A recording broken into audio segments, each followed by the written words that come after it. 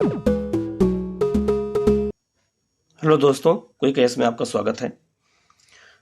68 BPSC का exam 12 फरवरी को हो, उसी को ध्यान में रखते हुए इसके अलावा छत्तीसगढ़ पीसीएस, इसके अलावा यूपी पीसीएस और आईएएस को भी ध्यान में रखते हुए ये करंट अफेयर बनाया जा रहा है। उसके अलावा एमपी पीसीएस का ही एग्जाम में यही करंट अफेयर आएगा।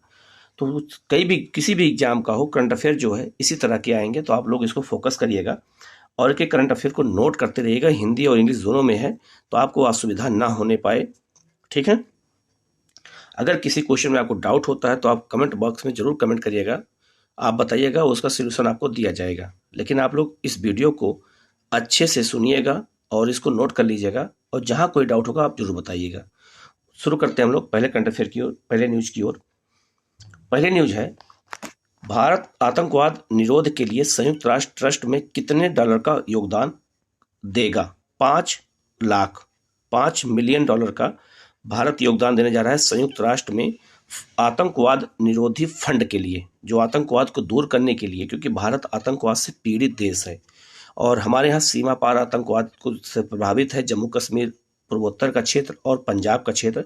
तो हम जो है, हमारा देश जो है, संयुक्त राष्ट्र संघ में जो ट्रस्ट है उसमें आतंकवाद निरोध के लिए, आतंकवाद निरोध मतलब समाप्त करने के लिए जो है 5 मिलियन डॉलर का जो है अनुदान देने की घोषणा भारत सरकार ने की है। कि आपसे रकम पूछी जाएगी, कितना रकम देने की घोषणा भारत सरकार ने की है?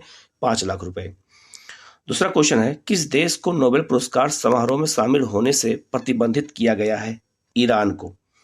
ईरान को जो है नोबेल पुरस्कार जब समारोह 10 दिसंबर को होता है, ये विश्व मानवाधिकार दिवस के दिन ही सबको बांटा जाता है, नोबेल पुरस्कार बांटा जाता है। तो उस समारोह में ईरान को प्रतिबंधित कर दिया गया है, ये आप लोगों को याद रखना है। ठीक है, बहुत ही इंपॉर्टेंट ये न्यूज है। तीसरी न्यूज है, लुइज एनासियो लूला डी सिल्वा किस देश के नए राष्ट्रपति बने हैं? ये है ब्राजील के राष्ट्रपति। इंपॉर्टेंट इसलिए है क्योंकि ये ब्रिक्स देश में शामिल है ब्राजील, और भारत भी ब्रिक्स देश में शामिल है। तो ये पूछा जा सकता है कि वहाँ के राष्ट्रपति कौन है। तो ऐसे क्वेश्चन आते हैं, तो वो है ब्राजील के राष्ट्रपति। नेक्स्ट है, अभी एक नई केव मिली है और उसको यूनेस्को ने साइट घोषित किया है। तो उस केव का नाम क्या है, गुफा का नाम क्या है? ये मेघालय में पाई गई है। तो लिखा है कि पूछा जाएगा एग्जाम में कि किस राज्य की मोमलुक गुफा यूनेस्को में शामिल होने वाली पहली विरासत साइट बन गई है? तो यह है आपका मेघालय। तो पूछा जाएगा कि ये साइट, ये जो है मोमलुक गुफा कहाँ पर है? आपसे एग्जाम में पहले ये पूछा जाएगा, तो आपको बताना होगा कि मोमलुक जो केव है ये आपका मेघालय में है और ये यूनेस्को में शामिल किया गया है, हेरिटेज साइट में शामिल कर लिया गया है इसको। तो ये भी गुफा नहीं खोजी गई है, इसी का एक यहाँ पे मैप बना के दिखाने का प्रयास किया गया है। गुफा यही है और इसी की खोज की गई अभी हाल में। तो आपसे पूछा जा सकता है कि मोमलुक गुफा कहाँ पर है? तो ये मेघालय में है। नेक्स्ट क्वेश्चन है कि प्रति व्यक्ति ग्रीन हाउस गैस उत्सर्जन में सर्वाधिक योगदान देने वाला देश कौन सा बन गया है? अमेरिका। अभी तक चीन था, अब अमेरिका बन गया है प्रति व्यक्ति ग्रीन हाउस उत्सर्जन के मामले में। ठीक है, तो ये नंबर बहुत इंपॉर्टेंट न्यूज है। तो कौन सा देश बन गया है? तो ये अमेरिका बन गया है, सबसे ज्यादा लार्जेस्ट कंट्री हो गया है डिस्ट्रीब्यूट में ग्रीन हाउस गैस में। और ग्रीन हाउस गैस कितनी है? तो ग्रीन हाउस गैस 6 होती हैं। ये भी आपको याद रखना कि 6 ग्रीन हाउस गैस होती हैं। जैसे उसमें methane, nitrous oxide, ozone, CFC और कार्बन डाइऑक्साइड और जलवाष्प, ये टोटल 6 गैसें हैं जिन्हें हम ग्रीन हाउस गैस के नाम से जानते हैं। इसके बाद नेक्स्ट क्वेश्चन है कि उत्तर भारत का पहला डाटा सेंटर कहाँ स्थापित किया गया है? तो यह स्थापित किया गया है उत्तर प्रदेश में। डाटा सेंटर बनाया जा रहा है सब डाटा को इकट्ठा करने के लिए। तो ये उत्तर प्रदेश में खोला गया है, पहला है, और खासकर कहाँ का? नॉर्थ इंडिया का। ठीक है। नेक्स्ट क्वेश्चन है कि किस राज्य में स्टैचू ऑफ बिलीफ का उद्घाटन किया गया है? तो राजस्थान में किया गया है और ये भगवान शिव की मूर्ति है, जो ये इमेज में दिखाने का प्रयास किया गया है। इससे आपको समझ में आ जाएगा। तो पूछा जाएगा स्टैचू ऑफ बिलीफ, ये भी पूछा जा सकता है कि स्टैचू ऑफ बिलीफ में किसकी मूर्ति लगाई गई है, वो किसका स्टैचू बनाया गया है? तो भगवान शिव का स्टैचू बनाया गया है, जो आपको ये इमेज में दिखाया जा रहा है।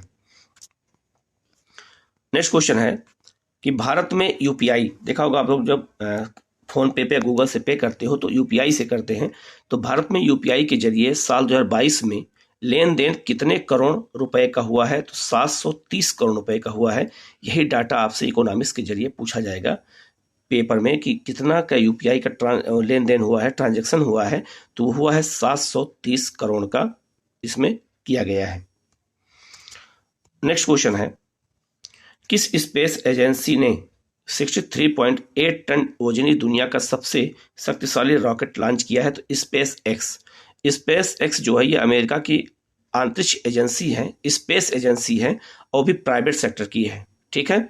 और जो है इसी ने सबसे वजनी सबसे भारी जो है रॉकेट को, अभी पावरफुल रॉकेट को जो है इसने जो है लॉन्च किया है। उसका वेट कितना है, तो 63.8 टन उसका वेट है।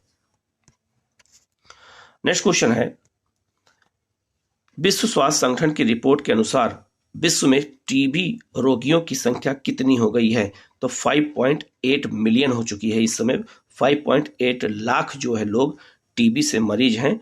और किसने बताया है, तो विश्व स्वास्थ्य संगठन, वर्ल्ड हेल्थ ऑर्गेनाइजेशन के अनुसार ये बताया गया कि विश्व में टीबी के कितने मरीज पाए जाते हैं। इसमें हैं तो 5.8 मिलियन मरीज सबसे ज़्यादा हैं इस समय वर्ल्ड में।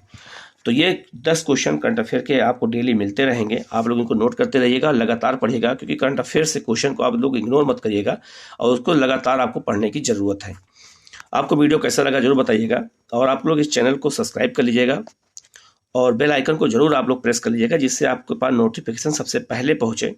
और आपको कोई भी किसी भी क्वेश्चन में कोई डाउट हो या कोई और क्वेश्चन भी पूछना हो, तो आप जो है कमेंट बॉक्स में कमेंट करिएगा, आपको उसका जवाब दिया जाएगा।